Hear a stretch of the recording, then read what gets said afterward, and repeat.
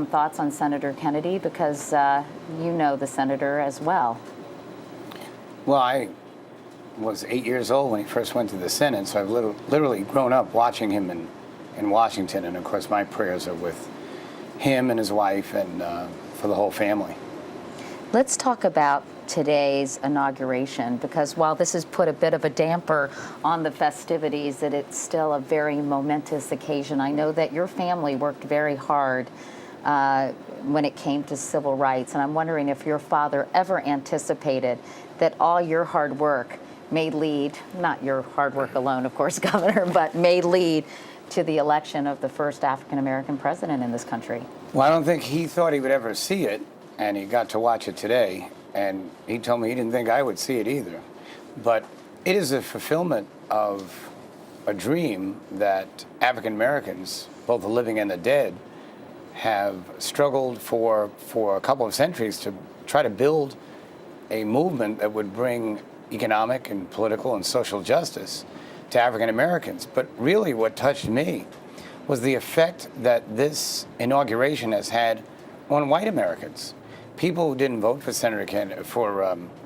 for President Obama, and presumably might not vote for him for re-election and wouldn't agree with his policies, still see the historical significance in his accession to the presidency and how it so validates our founding Declaration of Independence and Constitution.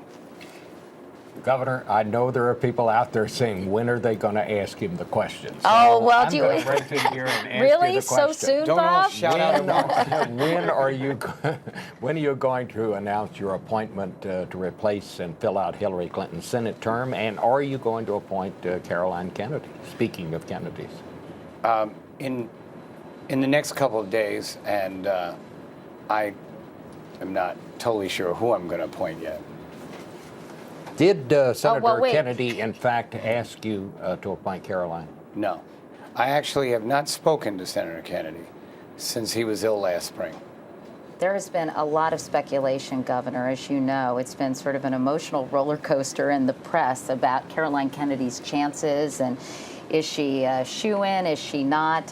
How would you characterize, I know that we don't want to pin you down, but how would you characterize her chances at this moment in time to be appointed by you?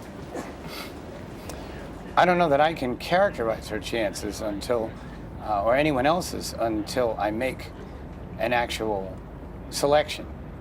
Now, what I would say is we had 10 or 11 candidates, and to be fair to the other candidates, we have some extraordinary people in New York, elected and unelected, who came forward and qualified. And I think that the attention paid to one of them has detracted from some of the great works of many of them. But I know that you said after a recent conversation she certainly didn't disqualify herself. So I guess my understanding is it's safe to say she continues to be under serious consideration for this job? Well, I was very impressed by her in our conversation, and found her to be very hardworking, very forthright, and she had some faux pas with the media when she first started, as have a number of people who've gone on to be outstanding in their service. So I'm weighing her ability and her acumen and what she might be able to do for New York more than that, and also in comparison with some rather stiff competition in New York. In fact, Attorney General Andrew Cuomo is the popular choice according to polls conducted, and most New Yorkers prefer his appointment over the appointment of Caroline Kennedy. Is he someone you're seriously considering as well? Well, he's a person that is the only current elected statewide official in New York. The rest of us came to our positions one way or the other. And yes, that's certainly true, but we don't need to rehash that story, do we, Governor? We won't rehash that, but he has outstanding qualities and is someone I'm considering. I have not paid much attention to the polls in this case. Originally, she was ahead, and then he's ahead, but these are recognition polls. There are 8 other people whose names are not known. Like Carolyn Maloney, for example, exactly. Congresswoman. But their works are outstanding. And they, given the opportunity, will be as well known as some of the candidates whose names are more familiar.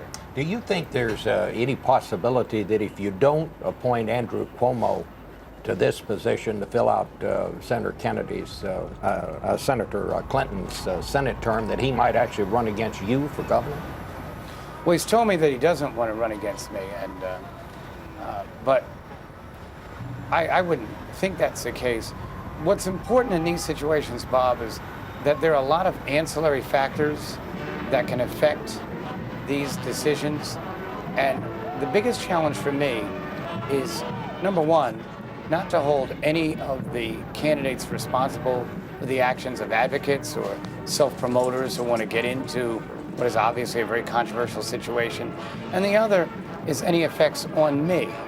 This is not about me. I would prefer that this wasn't even my choice. It'd be fine with me if the voters made this choice in a special election. So until they can in 2010, I just want to find the best person that can serve this period. Understood. Governor Patterson, when you make a decision, will you come on the CBS Evening News and announce it to the country? Katie, if I make a decision at 3 o'clock in the morning, since I can't call Hillary Clinton anymore, I'll call you. Thank you, Governor.